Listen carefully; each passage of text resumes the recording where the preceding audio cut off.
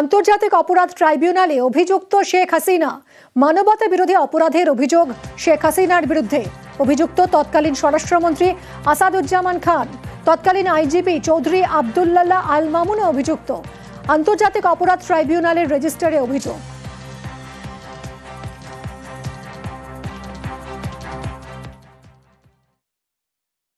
অভিযোগ দাখিল হয়েছিল 14/8/24 তারিখে, 12/5/2025 তারিখে তদন্ত প্রতিবেদন দাখিল করেন, যাতে এই 3 জনকে আসামি করা হয়েছে। তারা হলেন সাবেক প্রধানমন্ত্রী শেখ হাসিনা, সাবেক স্বরাষ্ট্রমন্ত্রী আসাদুজ্জামান খান কামাল এবং সাবেক আইজিপি চৌধুরী আব্দুল্লাহ আল মামুন। 1971 সালে স্বাধীনতার পর আওয়ামী লীগ সরকার তাদের জনগণকে প্রদত্ত প্রতিশ্রুতি লঙ্ঘন করে একনায়কতন্ত্র, স্বৈরাচার এবং নিপীড়ন ব্যবস্থা কায়েম করেছিল। পাক হামলায় যুদ্ধ বিমান ধ্বংস, শেষমেশ মানলেন চিফ অফ ডিফেন্স স্টাফ। কটা ফাইটার জেট ধ্বংস সেটা গুরুত্বপূর্ণ নয় বলেও সওয়াল। কৌশলগত ত্রুটি শুধরে দুদিনেই পাকিস্তানের ঘরে ঢুকে জবাব দিয়েছে সেনা। বেছে বেছে জঙ্গি ঘাঁটি ধ্বংস করা হয়েছে।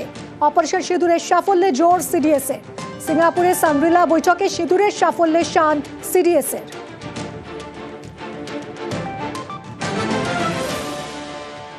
What is important is that not the jet being down, but why they were being down. Good part is that we are able to understand the tactical mistake which we made, remedy it, rectify it, and then implement it again after 2 days, and flew all our jets, again targeting at long range. Pakistan claims 6 Indian jets were down. Is it correct in that estimate? Absolutely incorrect, and that is not information which I said is important. What is important is why they were down. That is more important for us. And what did we do after that? That's more important. এটা একদম পরিষ্কার clear হয়ে গেছে, কিন্তু আমরা যদি একটু পেছনে যাই, এই যে director general air operation briefing ছিল, ওর মধ্যে ওনাকে একটা পয়েন্টেড কোশ্চেন করা হয়েছিল যে আমাদের কটা প্লেন ধ্বংস হয়েছে, ফাইটার এয়ারক্রাফট। তখন উনি বলেছিলেন এটা তো হয়েই থাকে, কিন্তু আমাদের পাইলট সব সেফ আছে। ওখানে উনি মেনে নিয়েছিলেন যে ধ্বংস হয়েই থাকে, তার মানে হয়েছে, হ্যাঁ, কিন্তু পাইলট সেফ আছে, তার মানে আমাদের এয়ারক্রাফট কোনো পাকিস্তানের টেরিটরিতে ধ্বংস হয়নি। এটা একটা খুব বড় হিট উনি দিয়েছিলেন, কিন্তু এখানে সিডিএস ক্লিয়ারলি বলে দিয়েছেন যে হ্যাঁ হয়েছে। বিশ্বমঞ্চে অপারেশন সিঁদুরের সাফল্য প্রচার। মালয়েশিয়ায় অভিষেক বন্দ্যোপাধ্যায় সহ সর্বদলীয় প্রতিনিধিরা। কুয়ালালামপুরে পাকিস্তানের মুখোশ খুললেন অভিষেক। কেউ সন্ত্রাস ছড়াতে চাইলে বরদাস্ত নয় বলে তো পাকিস্তানের আসল চেহারা সামনে আসা দরকার বলে মন্তব্য করেছেন অভিষেক। জাপান, দক্ষিণ কোরিয়া, ইন্দোনেশিয়া, সিঙ্গাপুরের পর মালয়েশিয়ায় অভিষেকরা। Talks and terror cannot go together. India has been engaging in a dialogue with Pakistan from the last 50 years, no matter who was in government. After what has happened on 22nd of April, where 26 nationals were shot dead from point-blank range, just on the basis of their religion and gender. If they want to engage in a dialogue with Pakistan, we have to make sure that this time we engage in a dialogue where we only talk about reclaiming Pakistani-occupied Jammu and Kashmir. Kashmir continues to be an integral part of India. If you have pictures all over the social media where you have high-ranking Pak military general and high officials from the Pakistani army attending the funeral meet of labeled terrorists, what else can India offer to the world as evidence? We might be from different religion, but every religion talk about harmony, peace, brotherhood. I might differ with government on several issues, and I will not budge an inch. I will fight the government tooth and nail, will keep asking the right questions, will fight. But when it comes to my national security and safeguarding the sovereignty of my country, I will stand shoulder to shoulder with my country. কুয়ালালামপুরে একসঙ্গে মনীষী স্মরণ, বিদেশের মাটিতে অভিষেক অনুসরণে BJP. বিদেশের মাটিতে মনীষীদের সৌধে শ্রদ্ধা জানান অভিষেক বন্দ্যোপাধ্যায়, আর এই অভিষেক মডেল অনুসরণে বিজেপি। একসঙ্গে নেতাজি সুভাষচন্দ্র বোস ইন্ডিয়ান কালচারাল সেন্টারে সর্বদলীয় প্রতিনিধিরা কথা বললেন আইএনএর সদস্য এসপি নারায়ণ স্বামীর সঙ্গে। কেন্দ্রের শীর্ষ স্তরের নির্দেশেই কি শিডিউল বদল? অভিষেকের চাপে সিদ্ধান্ত বিজেপির দাবি তৃণমূলের। যে সর্বদলীয় প্রতিনিধি দল যেটা ঘুরছে তার মধ্যে বেস্ট পারফর্মার হচ্ছেন অভিষেক বন্দ্যোপাধ্যায়। ফলে অভিষেককে এখন নকল করতে চাইছে। জাপানে গিয়ে বিপ্লবী রাসবিহারী বোসের সমাধিতে চলে গিয়েছেন, পরের দিন আবার সবাইকে যেতে হচ্ছে। একাধিক জায়গা থেকে আমরা সেই ভাইব্রেশনটা পাচ্ছি।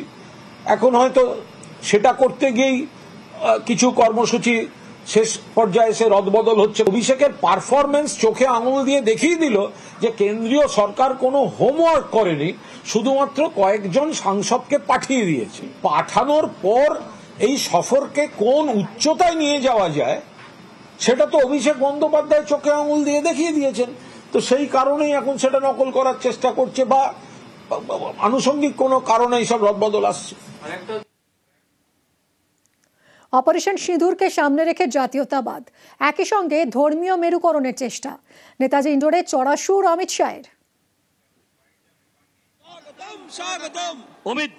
ऑपरेशन सिंदूर कर कर सैकड़ों आतंकवादी मौत के घाट उतार दिए गए और दीदी के पेट में दर्द होता है। दीदी, इतना दर्द बंगाल का यात्री जब वहां मारे गए तब किया होता तो ठीक था।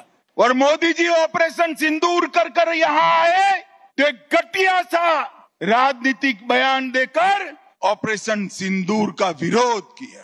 आपने ऑपरेशन सिंदूर का विरोध नहीं किया, आपने इस देश की करोड़ों माताओं बहनों की भावनाओं के साथ खिलवाड़ किया है, खिलवाड़ किया।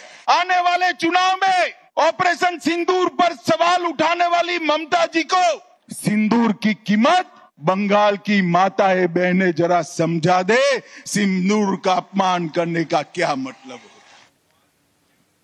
ক্ষমতা থাকলে তৃণমূল রিগিং ছাড়া ভোট করে দেখাক, 26-এ তৃণমূলের সময় শেষ, চ্যালেঞ্জ ছুড়েছেন অমিত শাহ।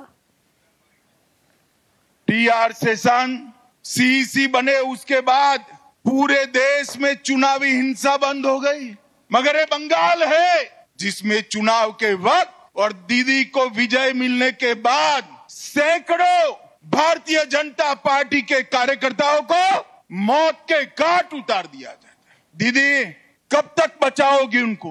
आपका समय अब समाप्त हो गया है। 26 में भारतीय जनता पार्टी की सरकार बनने वाली। यहाँ तृणमूल की सरकार जाते ही हमारे कार्यकर्ताओं के हत्या के अपराधियों को जमीन में गाड़ा है तो भी बाहर निकालकर सजा करने का काम करें।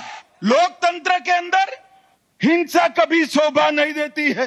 दीदी, हिम्मत हो तो हिंसा के बगैर, रेगिंग के बगैर चुनाव कराकर देखो, आपकी खुद की जमानत ये बंगाल की जनता जब्त कर लेगी।